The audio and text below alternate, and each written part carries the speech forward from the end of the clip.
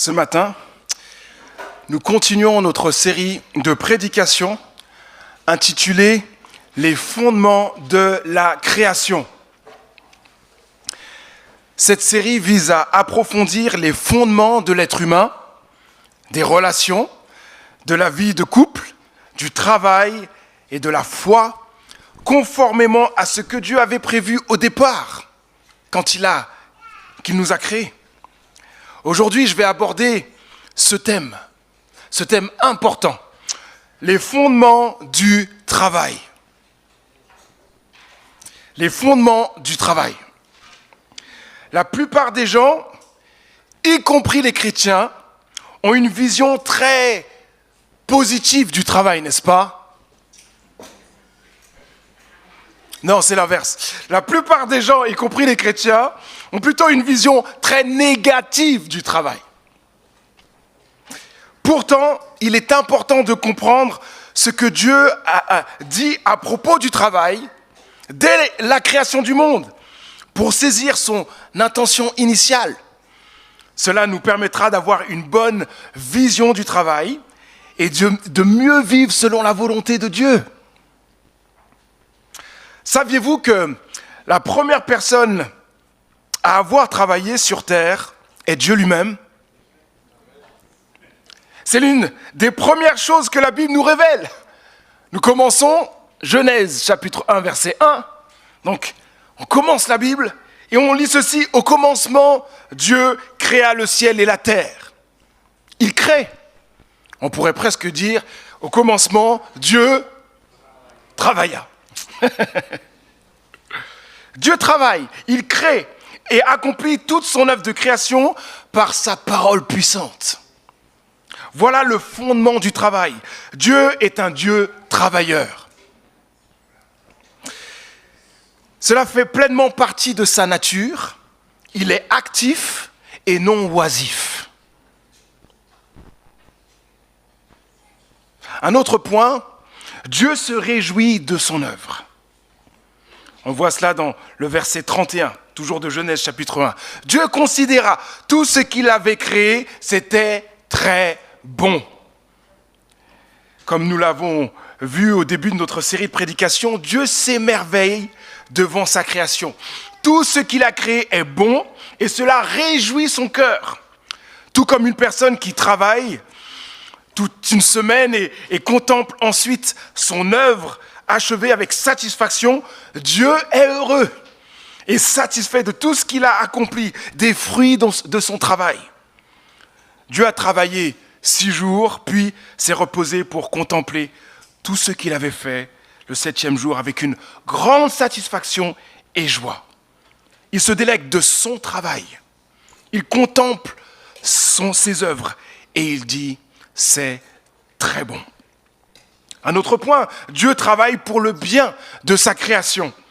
Dieu pourvoit à tout ce qui est nécessaire pour que la nature, les animaux et les êtres humains soient nourris et s'épanouissent. L'eau, le soleil et bien d'autres choses sont présents pour que la nature prospère. Les plantes permettent aux animaux de se nourrir. Les fruits et les plantes nourrissent l'homme et la femme. Nous voyons cela dans Genèse, toujours le chapitre 1, versets 29 à 30. Et Dieu dit, « Voici, je vous donne pour vous en nourrir toute plante portant sa semence partout sur la terre et tous les arbres fruitiers portant leur semence. Je donne aussi à tout animal de la terre, aux oiseaux du ciel, à tout animal qui se meut à ras de terre et à tout être vivant, toute plante verte pour qu'ils s'en nourrissent. » Intéressant. Dieu ici, on voit qu'il a travaillé pour le bien de sa création et qu'il la soutient continuellement. Autre point, Dieu travaille pour que la création le révèle. La gloire de Dieu, sa beauté sont célébrées sans cesse par la création, comme l'affirme le psaume 19, verset 2. Tous les cieux proclament combien Dieu est glorieux. L'étendue céleste publie l'œuvre de ses mains. Il y a encore plein d'autres textes qui confirment cela.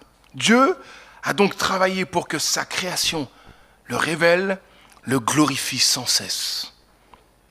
Et enfin, Dieu se repose. Juste après avoir achevé sa création, voici ce que la Bible nous dit sur Dieu dans Genèse chapitre 2, versets 2 à 3. Le septième jour, Dieu avait achevé tout ce qu'il avait créé. Alors il se reposa en ce jour-là de toutes les œuvres qu'il avait accomplies. Il bénit le septième jour, il en fit un jour saint, car en ce jour-là, il se reposa de toute l'œuvre de création qu'il avait accomplie. Le repos de Dieu n'est pas comme le nôtre. Il n'a pas eu besoin de se reposer parce qu'il était fatigué. Il a plutôt choisi de s'arrêter. Ça rejoint un des points que nous avons vus. Il s'est arrêté après avoir tout créé pour contempler avec émerveillement sa création. Est-ce que Dieu est encore au repos aujourd'hui? On se dit, il a créé, il a fini, maintenant il attend. Non. Comme le dit le commentaire biblique contemporain, lorsque Dieu s'est reposé, seule son œuvre de création a cessé, et non toute son activité. Dieu continue de travailler, de soutenir sa création.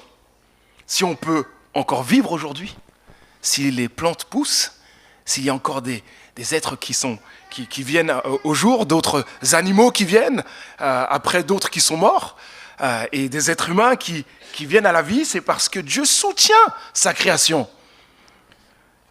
En lisant un livre, une personne disait que la création de Dieu ne s'est pas arrêtée depuis la Genèse. Dieu ne cesse de créer. Bien sûr, on voit tellement de diversité dans la création. Tout au long de l'histoire aussi, Dieu n'a cessé d'agir. Par exemple, il a choisi le peuple d'Israël pour se révéler à lui. Il y a aussi toutes les nations. Aujourd'hui, Dieu est encore actif, appelant des millions de personnes, des milliers de personnes à venir à lui. Il prépare également sa nouvelle création, un lieu où il n'y aura plus de péché, plus de mal, plus de souffrance. Dieu travaille encore aujourd'hui. Nous avons vu jusqu'ici que Dieu est un Dieu travailleur actif, qui se réjouit de son œuvre, qu'il travaille pour le bien de sa création et pour que sa création le révèle. Nous avons également vu que Dieu se repose, non parce qu'il est fatigué, mais pour contempler son œuvre achevée avec satisfaction. Cependant, le travail ne s'arrête pas là. Dieu, nous ayant créés à son image, nous a fait pour que nous le reflétions. L'un des domaines où nous pouvons le refléter est le travail. Quand Dieu a créé les êtres humains, les premiers êtres humains, le travail était une bénédiction, apportant joie, épanouissement, sans aucune ombre. Le Dieu travailleur et actif a créé les êtres humains pour les rendre participants de son œuvre. Dans Genèse chapitre 1, verset 28, voici ce qu'il dit à Adam et Ève après les avoir créés. Soyez féconds, multipliez-vous, remplissez la terre, rendez-vous en maîtres et dominez les poissons des mers, les oiseaux du ciel et tous les reptiles et les insectes.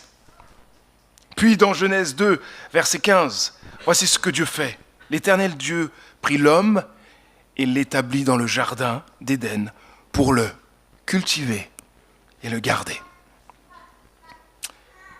On voit ici que Dieu confie à Adam et Ève le travail de dominer et de gérer avec amour sa création, de cultiver la terre, de la protéger, d'en prendre soin, de l'organiser, de veiller à sa croissance et à son bon fonctionnement, de mettre en valeur ses ressources naturelles, etc. Pour Dieu, comme pour l'être humain, le travail était quelque chose de vertueux, de fondamentalement bon. Adam et Ève ont été créés avec un besoin de travailler, un besoin d'être actifs, un besoin d'employer leurs forces physiques aussi bien que leurs facultés intellectuelles. Le travail était vraiment agréable, épanouissant, passionnant, j'ose dire. Il est important de noter que dès le début, le travail n'était pas rémunéré. Intéressant. Ainsi, le concept du travail est bien plus large que celui de l'emploi comme on le vit aujourd'hui, on se dit ben, si on travaille, c'est pour gagner sa vie, n'est-ce pas? Écoutez bien, toute activité est un travail, même si elle n'est pas rémunérée. Pour nos retraités, bien qu'ils ne soient pas rémunérés pour leur travail, ils continuent d'avoir des activités. Pas besoin de le dire ici dans l'église d'Ozoir parce que nos retraités sont pratiquement tous des retraités non pratiquants. Être retraité ne signifie pas cesser toute activité, mais changer d'activité. Car nous avons été créés pour l'activité. On restera plus ou moins actif jusqu'à notre mort et on en a besoin. Être mère au foyer ou bénévole dans une association est également un travail. Chaque activité mérite d'être valorisée, même si ces activités ne sont pas rémunérées. Valorisons cela, les amis. Valorisons toutes ces activités qui sont faites pour le bien des autres. Nous avons donc été créés pour l'activité et non l'oisiveté. Dieu ayant créé Adam et Ève à son image, avait implanté en eux le profond désir de travailler comme lui. Dieu travaillait, Adam et Ève pouvaient faire de même avec plaisir. Dieu se réjouissait du fruit de son travail. Eh bien, Adam et Ève pouvaient faire de même. Dieu avait œuvré pour le bien de sa création. Adam et Ève pouvaient faire de même, l'un et pour l'autre et aussi pour la création. Dieu travaillait pour que sa création le reflète. Adam et Ève pouvaient travailler pour honorer Dieu, glorifier Dieu. Et Dieu, après avoir travaillé, s'est reposé. Adam et Ève pouvaient le faire de même, différemment, et en vivant l'alternance de 6 jours de travail et 1 jour de repos. De même, c'est ce que Dieu veut pour nous, les amis. Travailler avec plaisir, se réjouir du fruit de nos efforts, travailler pour le bien des autres et le bien de la création, travailler pour honorer Dieu et vivre l'alternance, 6 jours de travail et 1 jour de repos. Ou 2, suivant la manière qu'on vit la semaine. Mais un drame est apparu en Genèse chapitre 3. L'homme et la femme ont désobéi à Dieu et le travail a pris un tout autre sens. Alors que le travail était un lieu d'épanouissement, il est devenu un lieu difficile de frustration. Voici ce que Dieu dit à l'homme. Il dit à Adam, puisque tu as écouté ta femme et que tu as mangé du fruit de l'arbre dont je t'avais défendu de manger, le sol est maudit à cause de toi. C'est avec peine que tu en tireras ta nourriture tout au long de ta vie. Il te produira des épines et des chardons, et tu mangeras des produits du sol. Tu en tireras ton pain à la sueur de ton front jusqu'à ce que tu retournes à la terre, puisque tu as été tiré de celle-ci. Car toi, tu es poussière, et tu retourneras à la poussière. Fin de citation. À cause du péché de l'homme, de sa désobéissance à Dieu, le sol est maudit. Le sol est récalcitrant et produit la nourriture avec difficulté. La nourriture dont les êtres humains ont besoin devra être fournie par un travail acharné et la sueur de son front. Une autre chose qui rendra le travail difficile est le péché lui-même. Notre relation avec Dieu a été brisée à cause du péché et le péché a également endommagé nos relations les uns avec les autres. À cause du péché, nos relations sont marquées par l'orgueil, l'arrogance, l'égoïsme, la jalousie, la colère, l'amertume et d'autres choses négatives qui dégradent nos relations. On pourrait prendre le temps ce matin pour dire ce qui peut être difficile dans nos relations au travail. Il y aurait une liste énorme, n'est-ce pas? Cela ne nous aide pas à vivre pleinement le travail comme une joie. J'ai trouvé cette citation intéressante dans Pour une fois réfléchi, un bon livre de théologie pour tous. Si vous ne l'avez pas, il faut vous l'acheter. Levons un malentendu courant. La Bible ne dit pas que le travail est une malédiction. Dieu appelle dès le départ l'humanité à travailler, cultiver la terre. On l'a vu dans Genèse 2, verset 15. La malédiction vient après le péché originel. Et j'aime ce qui est dit après. Et elle ne consiste pas dans le travail, mais dans la peine qu'il procure. Ce n'est pas le travail lui-même le problème. Le travail est donc affecté par le péché, mais il n'est pas maudit en lui-même. Que faire pour travailler selon la volonté initiale de Dieu? Là est la bonne question. Que faire pour travailler selon la volonté initiale de Dieu? Selon cette volonté qu'il avait eue au départ. Premièrement, plaçons notre foi en Jésus, qui restaure le travail. Nous avons besoin de Jésus-Christ, les amis. Il est le seul à pouvoir rétablir le sens originel du travail. De manière incroyable, Jésus-Christ nous restaure de l'intérieur afin que nous puissions travailler pour refléter Dieu et pour impacter positivement la vie des autres en faisant du bien. C'est grâce à la puissance du Saint-Esprit en nous que cela devient possible. Même dans un environnement difficile, rempli d'obstacles et de défis. Pour un travail restauré, commençons par le commencement. Soyons réconciliés avec Dieu. Demandons-lui pardon pour nos fautes et nos désobéissances à sa volonté. Et mettons toute notre confiance en Jésus-Christ qui a donné sa vie pour nous. Soyons délivrés de la mort et du péché afin de vivre éternellement avec Dieu. Si vous n'avez pas encore placé votre foi en Jésus, Dieu vous appelle aujourd'hui. N'attendez pas demain. Cette pensée, je l'ai dit très rapidement comme cela. Dieu restaure le travail. Mais je me souviens d'un temps que j'avais avec un frère. Et je disais, bon, c'est pas facile, le travail. Assez souvent, ça m'arrive de traîner les pieds. Et puis, j'ai sorti ce fameux texte de la Genèse. J'ai dit, de toute façon, c'est normal que ce soit pénible parce que il y a le péché. Et il me dit, mais Manu, Jésus n'a-t-il pas restauré le travail? Il m'a donné un tout autre sens, là. Bien sûr qu'il y aura l'aspect pénible de temps en temps, ou souvent, suivant, comme on a dit, par rapport au péché, mais cela a été restauré. Et nous pouvons le vivre de mieux en mieux, grâce à la puissance du Saint-Esprit. Que faire pour travailler selon la volonté initiale de Dieu? Un autre point, travaillons comme si Jésus-Christ était notre patron. Cela va libérer plein de gens qui ont un patron difficile. C'est libérateur. Ah! La Bible dit en Colossiens chapitre 3, versets 22 à 24, « Quel que soit votre travail, faites-le de tout votre cœur, et cela comme pour le Seigneur et non pour des hommes. Car vous savez que vous recevrez du Seigneur comme récompense l'héritage qu'il réserve au peuple de Dieu. Le maître que vous servez, c'est Christ. »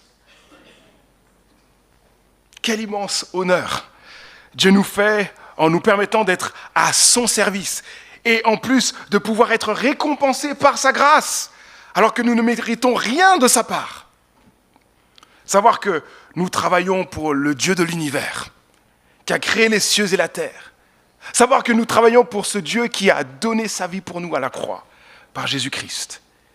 Cela devrait nous remplir de motivation même dans les moments difficiles, et nous pousser à travailler du mieux que nous le pouvons, afin de l'honorer, de lui dire merci, merci et merci pour ton amour. Cela nous aide aussi à prendre plaisir en notre travail. Et mieux encore, le travail est une occasion de nous réjouir du fait que Dieu prend plaisir lui-même à notre travail. Et pour s'en rappeler, on a besoin de se lever le matin et se dire, Manu,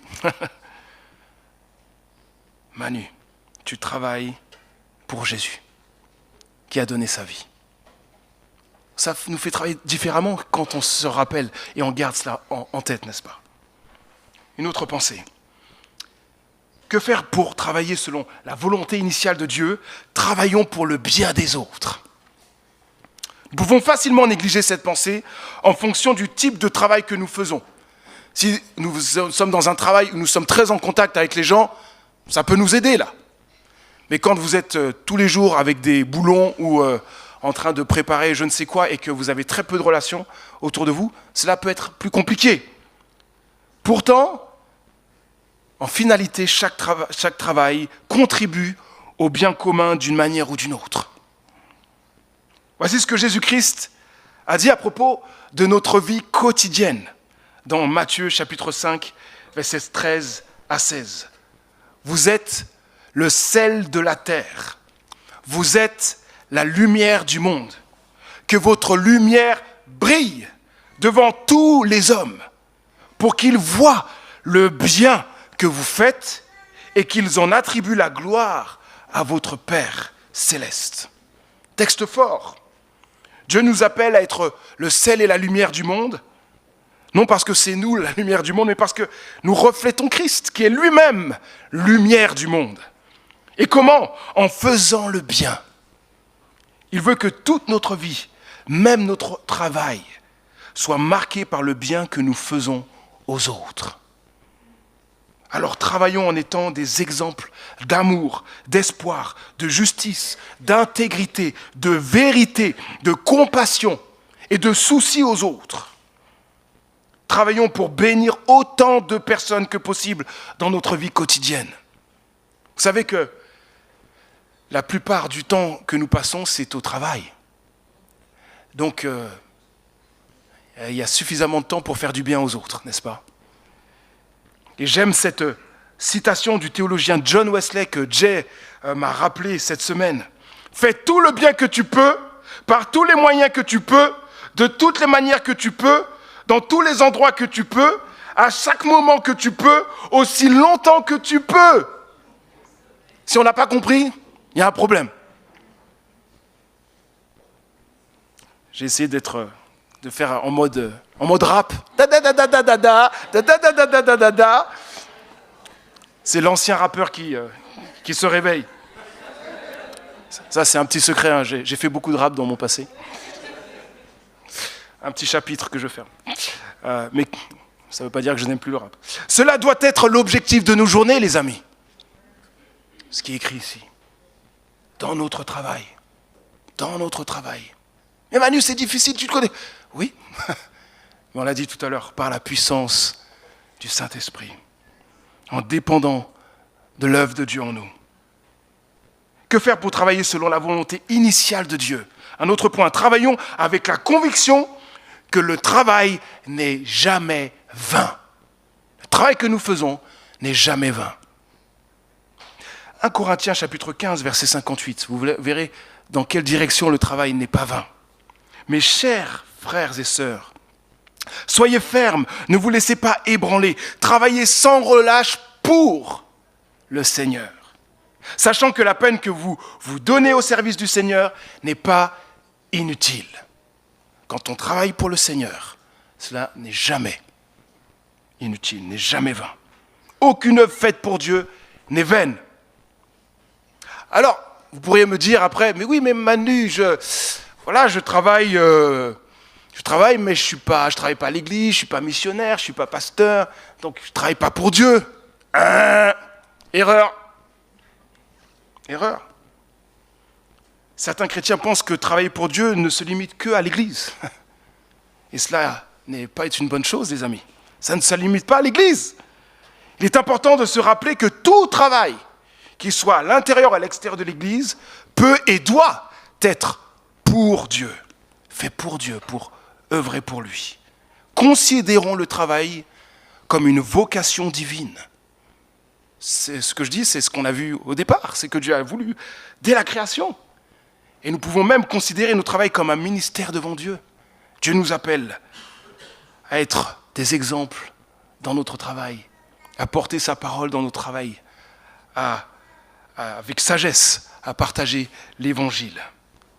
Pour aider, chaque fois que nous partons sur notre lieu de travail, rappelons-nous que nous partons pour servir Dieu et notre prochain.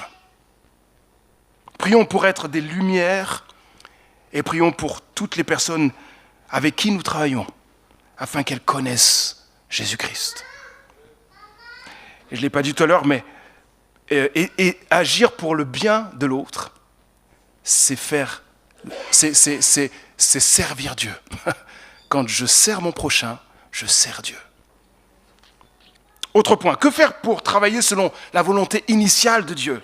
Travaillons en attendant avec joie la pleine restauration du travail. Aller au paradis, certains ne vont pas être contents de cela, mais ce n'est pas partir en vacances, au bord de la plage, sous les cocotiers, pour nous reposer pendant l'éternité. Il y aura du travail au paradis, sur la nouvelle terre. Et cela, en fait, est une bonne nouvelle, parce que nous n'allons jamais nous ennuyer sur cette nouvelle terre. Isaïe nous parle de la nouvelle terre qu'il voit de loin, grâce à Dieu, en disant ceci, dans Isaïe chapitre 65, verset 22, « Mes élus jouiront du fruit de leur travail. » Cela sera notre joie. Voilà ce qui nous attend sur la nouvelle terre, sur le paradis que Dieu prépare. Le travail ne sera plus pénible, frustrant, fatigant ou injuste. Notre travail sera agréable, satisfaisant, épanouissant et productif. On pourrait continuer encore, mais il faut conclure, les amis. Que faire pour travailler selon la volonté initiale de Dieu ? Je répète les points que j'ai donnés. Plaçons notre foi en Jésus, qui restaure le travail. Et travaillons comme si Jésus-Christ était notre patron, pour le bien des autres, avec la conviction que le travail n'est pas vain, et en attendant avec joie la pleine restauration du travail. Avant d'aller au paradis, notre attitude doit être celle de Jésus. Il dit ceci dans Jean chapitre 4, « Ce qui me nourrit, c'est d'accomplir la volonté de celui qui m'a envoyé et de mener à bien l'œuvre qu'il m'a confiée. » Que notre plus grande satisfaction, jour après jour, soit d'accomplir la volonté de Dieu, partout où il nous a placés, y compris dans notre travail. Amen. Prions. Notre Dieu, toi qui es un Dieu travailleur et actif, nous te remercions de nous avoir créés pour participer à ton œuvre. Pardonne-nous, Seigneur, pour notre mauvaise vision du travail.